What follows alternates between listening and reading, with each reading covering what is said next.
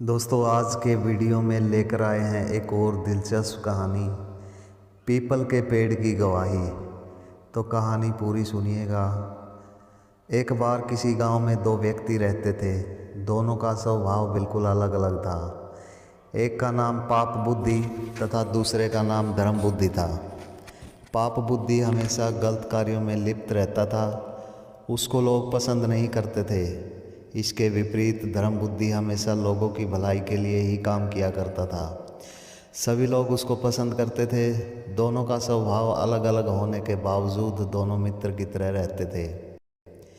एक दिन पाप बुद्धि ने धर्म बुद्धि को सलाह दी कि चलो परदेश में चलते हैं, वहाँ पर कुछ काम धंधा ढूंढ कर कुछ धन अर्जित करते हैं। यहाँ गांव में तो गुजारा करना भी मुश्किल हो रहा है। कितने ही दिन हम यहाँ गांव में खाली पड़े रहते हैं। यहाँ गांव में तो हम कुछ भी कमा नहीं पा रहे हैं। धर्म बुद्धि ठहरा निष्कपट। वह छल फरेब नहीं जानता था। उसको लगा कि पाप बुद्धि ठीक कह रहा है, इससे कुछ गुजारे लायक धन भी एकत्र हो जाएगा और हम थोड़ा बहुत घूम फिर भी आएंगे। अगले दिन वे परदेश को निकल गए। एक दो दिन में उनको किसी नगर में काम भी मिल गया। धर्म बुद्धि की अच्छाई के कारण लोग उसका काम पसंद करने लगे और उसके साथ साथ पाप बुद्धि को भी कुछ काम मिलने लगा। धीरे धीरे 5-6 महीने में उन्होंने काफ़ी धन इकट्ठा कर लिया।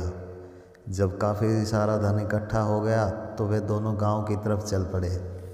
रास्ते में पाप बुद्धि ने सोचा क्यों ना धर्म बुद्धि को बेवकूफ़ बनाकर सारा धन हथिया लिया जाए। आखिरकार उसको इसका एक उपाय सूझ भी गया। दोस्तों वीडियो को लाइक कर लीजिए, चैनल को सब्सक्राइब भी कर दीजिए।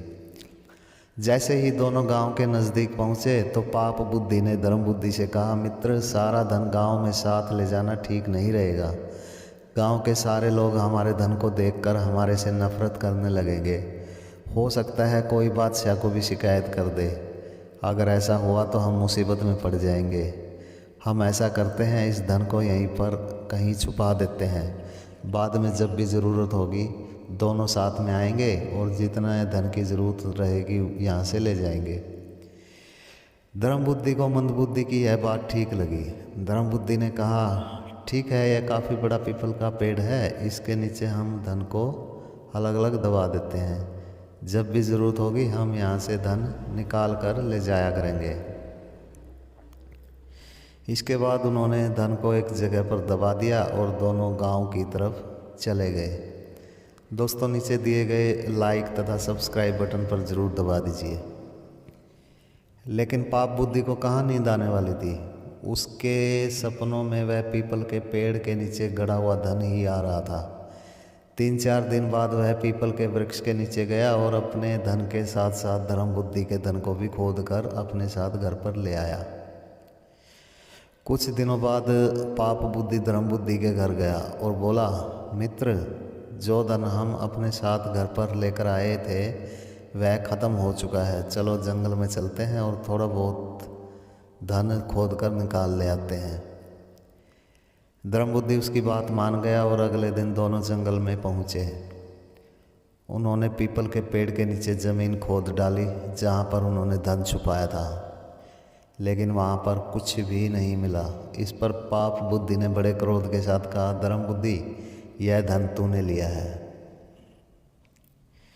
अब धर्म बुद्धि को बड़ा गुस्सा आया। उसने कहा, मैंने यह धन नहीं लिया। मैंने अपनी ज़िंदगी में आज तक ऐसा नीच काम कभी नहीं किया। यह धन तूने ही चुराया होगा। पाप बुद्धि ने कहा, मैंने नहीं चुराया, तूने ही चुराया है। सच सच बता दे और आधा धन मुझे दे दे, नहीं तो मैं बादशाह के दरबार में तेरी शिकायत करूँगा। इस तरह दोनों आपस में लड़ने लगे। दोनों एक दूसरे पर इल्ज़ाम लगा रहे थे। आखिरकार दोनों अगले दिन बादशाह के दरबार में चले गए। वहाँ जाकर उन्होंने बादशाह को पूरी बात बताई। बादशाह ने उन दोनों से पूछा कि क्या तुम्हारा कोई गवाह है जिसने तुम दोनों में से किसी एक को धन चुराते हुए देखा हो। मंदबुद्धि ने कहा कि आदमी तो कोई नहीं, लेकिन वहाँ पर पीपल का पेड़ इस बात का गवाह है कि धन किसने चुराया है। आप पीपल के पेड़ से ही जाकर पूछ लें। बादशाह ने अचंभित होकर पूछा, ऐसा भी कहीं होता है क्या? पीपल का पेड़ थोड़े ही बोलता है, लेकिन फिर भी मैं पीपल के पेड़ से पूछकर ही फैसला करूँगा। पीपल का पेड़ जिसका भी नाम लेगा उसको सज़ा सुनाई जाएगी। पीपल के पेड़ के पास जाने का समय तय कर लिया गया। पीपल का पेड़ काफ़ी बड़ा था, इतना बड़ा कि उसमें एक व्यक्ति आराम से बैठ सकता था। रात को पाप बुद्धि ने अपने पिता को पीपल के पेड़ में बैठा दिया और उसको हिदायत दी कि बादशाह जब भी पीपल के पेड़ से पूछे तो तुमने पीपल के अंदर से धर्म बुद्धि को चोर बता देना है।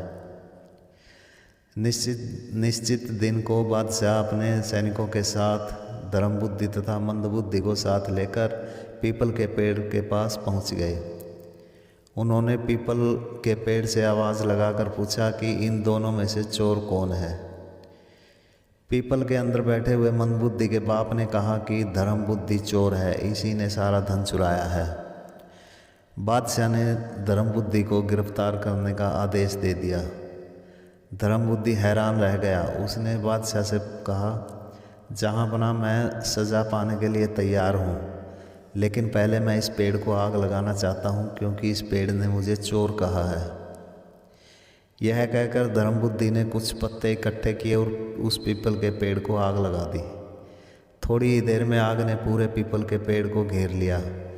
जैसे ही अंदर बैठे पाप बुद्धि के बाप को आग ने घेरा, वह तुरंत बाहर चिल्लाता हुआ आया, बचाओ बचाओ। बाहर आकर उसने मंद बुद्धि द्वारा की गई साजिश पूरी की पूरी बादशाह को बता दी। बादशाह को पूरी सच्चाई पता चल गई। उसने मंद बुद्धि से सारा धन जब्त करके धर्म बुद्धि को दे दिया और मंद बुद्धि को सज़ा के नाम पर 100 कोड़े मरवाए गए। इसके बाद धर्म बुद्धि ने मंद बुद्धि से सदा के लिए नाता तोड़ लिया। दोस्तों, इस कहानी से हमें यह सीख मिलती है कि दुष्ट की दोस्ती हमेशा नुकसानदायक होती है। ऐसा दोस्त कब आपको धोखा दे जाए कुछ भी नहीं कहा जा सकता, इसलिए ऐसे दोस्तों से बचना चाहिए। दोस्तों, वीडियो को लाइक तथा चैनल को सब्सक्राइब ज़रूर कर लीजिएगा। भगवान आपकी सभी मनोकामना पूर्ण करेंगे। धन्यवाद।